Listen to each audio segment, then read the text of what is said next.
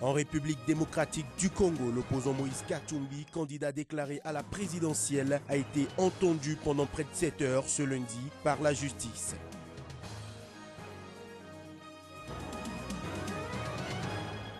En Côte d'Ivoire, Simone Gbagbo sera jugé à partir du 31 mai pour crime contre l'humanité. Ainsi en a décidé la cour d'assises d'Abidjan.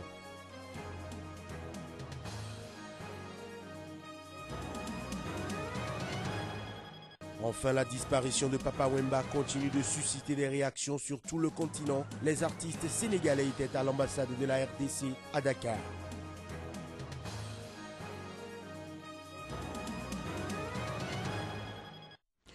Voilà pour le sommaire. Bonjour à tous et bienvenue. Démarrons par la République démocratique du Congo. L'opposant Moïse Katumbi Tchapoué, candidat déclaré à la présidentielle censé avoir lieu avant la fin de l'année, a été entendu pendant près de 7 heures ce lundi par la justice. Il répond aux accusations de recrutement de mercenaires étrangers. L'ex-gouverneur de l'ancienne province du Katanga, qui avait qualifié ses ennuis judiciaires de basse manœuvre du pouvoir destinée à lui nuire, a quitté le palais de justice de Lubumbashi au sud-est de la RDC vers 16h GMT sans faire de déclaration à la presse après avoir été interrogé à huis clos par un magistrat du parquet. Notre client a été autorisé à rentrer chez lui, a déclaré un des avocats de Katumbi, maître Mukendi Wamolumba.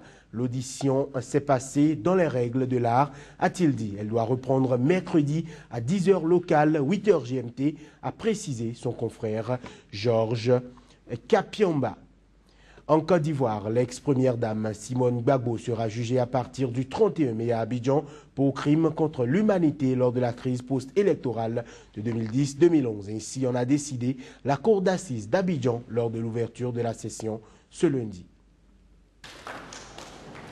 Cheveux grisonnants et rasés courts, l'ex-première dame ivoirienne Simone Gbagbo, seule accusée non menottée des 13 accusés devant comparaître ce lundi pendant la session, a été acclamée à son arrivée dans la salle par ses partisans. Toute souriante, elle les a salués de la main en gagnant sa place dans le boss. L'épouse de l'ancien président Laurent Gbagbo a été condamnée en mars 2015, notamment pour attentat contre l'autorité de l'État, lors de la crise post-électorale de 2010-2011.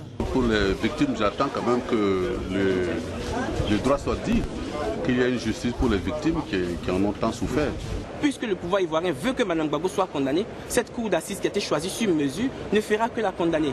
L'objectif aujourd'hui pour nous dans ce procès-là, c'est que Mme Gbagbo, qui est un personnage politique, puisse s'expliquer vis-à-vis de la population ivoirienne et démontrer qu'elle n'a aucun lien avec ces accusations et ces crimes qui sont condamnables. C'est le plus important, parce que nous sommes convaincus que cette justice est politique et qu'elle est aux ordres du pouvoir politique. Il n'y aura rien d'autre que ça. Simone Gbagbo est également poursuivie pour crime contre l'humanité par la Cour pénale internationale à La Haye, où le procès s'est d'ailleurs ouvert ce lundi. Mais Abidjan refuse son transfert à La Haye, affirmant être en mesure d'assurer une justice exemplaire sur le sol ivoirien. Pour mémoire, la crise post-électorale en Côte d'Ivoire est née du refus de Laurent Gbagbo de reconnaître la victoire d'Alassane Ouattara à l'élection présidentielle de novembre 2010. Les violences avaient fait plus de 3000 morts en 5 mois. Après plusieurs semaines d'interruption, le procès de Laurent Gbagbo et de Charles Blé Goudé a repris toujours ce lundi à la Cour pénale internationale. Prévue pour durer 2 semaines, cette nouvelle session est consacrée à l'audition de nouveaux témoins de l'accusation qui en a déjà présenté 5 lors de la première partie du procès. Voici un extrait de l'audience. Donc nous nous retrouvons après un certain laps de temps. Et donc maintenant, nous reprenons les audiences et nous allons entendre un témoin aujourd'hui. Nous allons entendre ce témoin par vidéoconférence. À partir de maintenant, monsieur le témoin, vous bénéficiez des mesures de protection qui vous ont été octroyées. Autrement dit, personne ne sait qui vous êtes. Les traits de votre visage sont déformés, ainsi que votre voix. Et on n'utilisera pas votre nom. Personne d'entre nous ne vous appellera par votre nom. Face au moins 2 magistrats travaillant sur l'enquête du coup d'État manqué de septembre ont été dessaisis de ce dossier épineux et médiatique avec des ramifications diplomatiques. Officiellement, il s'agit de réaménagement technique pour simplifier la procédure dans les dossiers du putsch et de l'assassinat de l'ancien chef d'État Thomas Sankara, qui a vu la justice burkinabé lancer des mandats d'arrêt contre l'ancien chef d'État Blaise Compaoré, réfugié en Côte d'Ivoire, mais aussi contre l'actuel président de l'Assemblée nationale ivoirienne, Guillaume Kibafori Soro. Au total, 3 juges d'instruction, 2 juges militaires et un civil instruisaient le dossier du coup d'État et celui sur l'assassinat du capitaine Thomas Sankara sous la supervision du commissaire du gouvernement.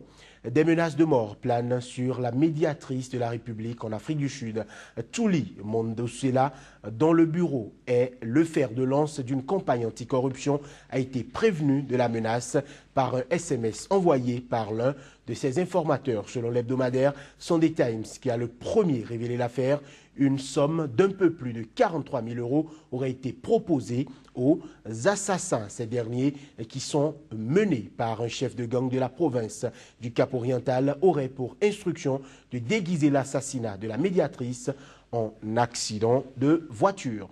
Mesdames, Messieurs, cette édition se poursuit. Le syndicat autonome des magistrats du Niger a entamé une grève de 3 jours. Ce lundi, il dénonce ce qu'il qualifie de fuite en avant à la démagogie et la mauvaise foi du gouvernement relative aux revendications des magistrats pour l'amélioration de leurs conditions de vie et de travail. Suivant le secrétaire général du Saman, Ayouba Hassan, il est au micro de Abdul Karim Mahamadou.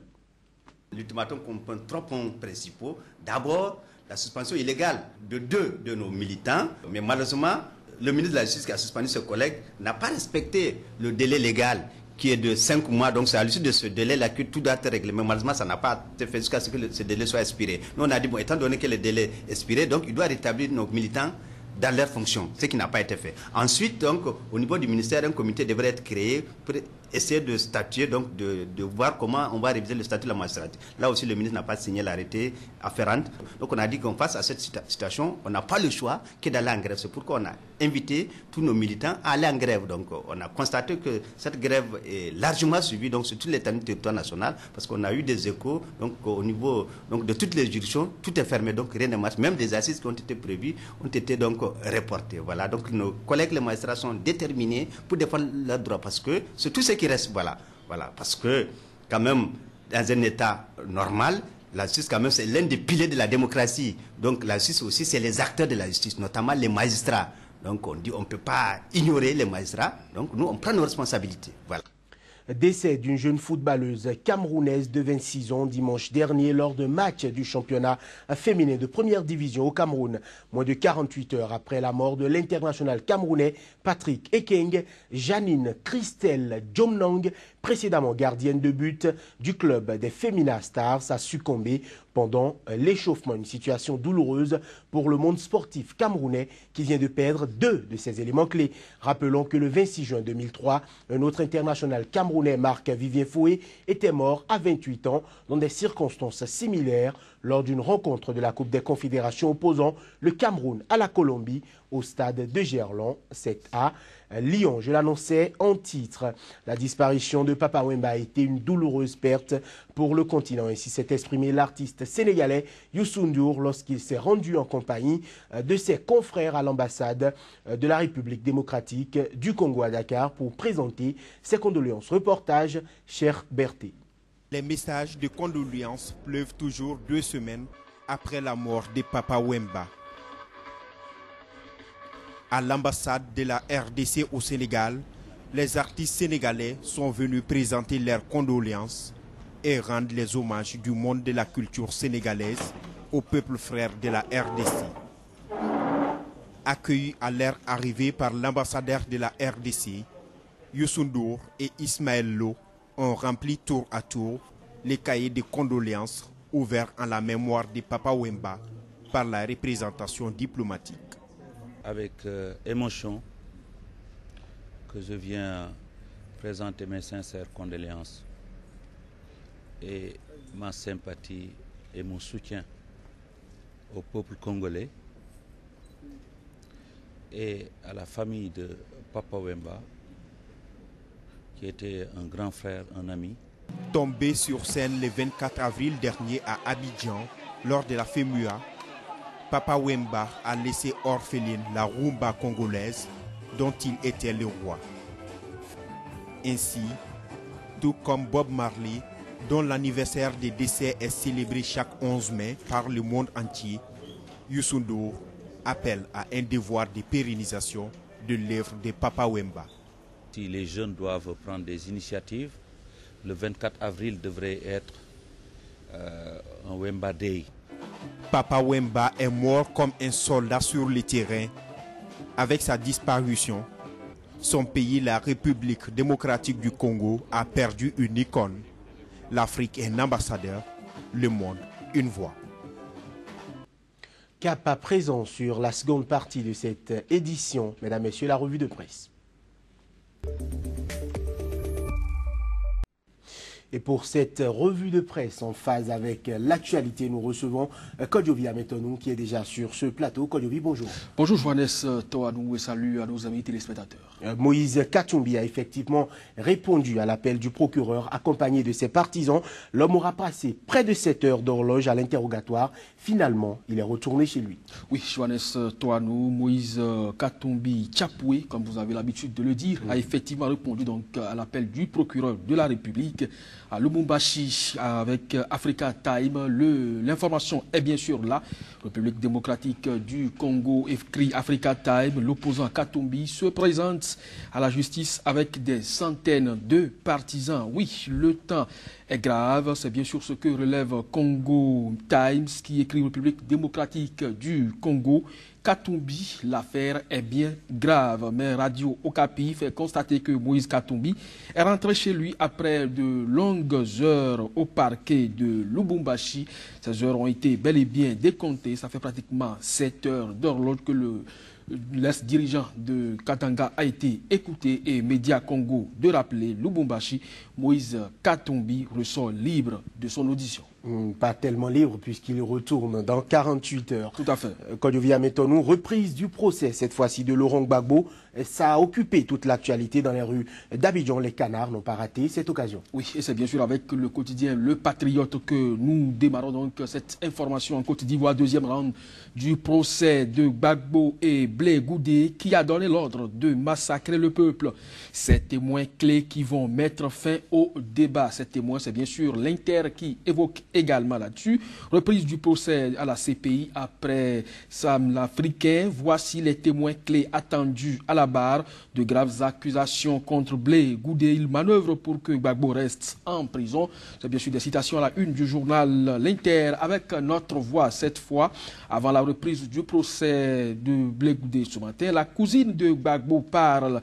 Elle a parlé, les extraits de son allocution sont donc à retrouver également dans les colonnes du journal Notre Voix. Et puis Le Temps, toujours parlant de la réouverture du procès de Gbagbo et Blé Goudé à La Haye, d'intenses tractations à la Cour pénale internationale. Kodjovi Ametonou, pour finir, une note triste.